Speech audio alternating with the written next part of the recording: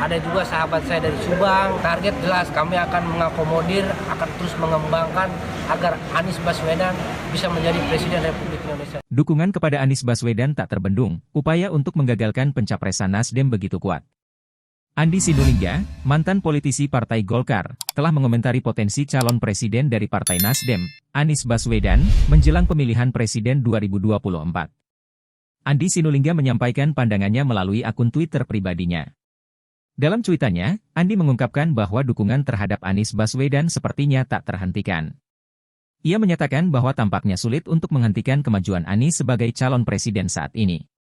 Dalam pemilihan yang adil, nampaknya sulit untuk menahan laju Anies, Andi Sinulinga menulis pada Senin, 30 Januari 2023. Dengan demikian, Andi menyadari alasan di balik upaya intens untuk menggagalkan ambisi pencapresan Anies. Saya bisa memahami mengapa ada usaha yang begitu kuat untuk menggagalkan niat Anies menjadi calon presiden, ujar Andi. Sebagai seorang aktivis dari Kolaborasi Rakyat Jakarta, Andi menambahkan bahwa ada berbagai cara dan upaya yang dilakukan oleh kelompok oposisi untuk mencegah Anies maju dalam Pilpres mendatang. Ia menyinggung tentang tidak mendapatkan dukungan partai serta rumor tentang penundaan pemilu.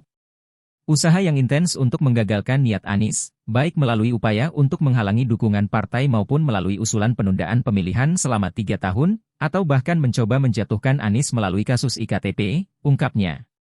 Gimana pendapat kalian, tuliskan di kolom komentar. Jangan lupa like dan subscribe untuk dapat update informasi berikutnya.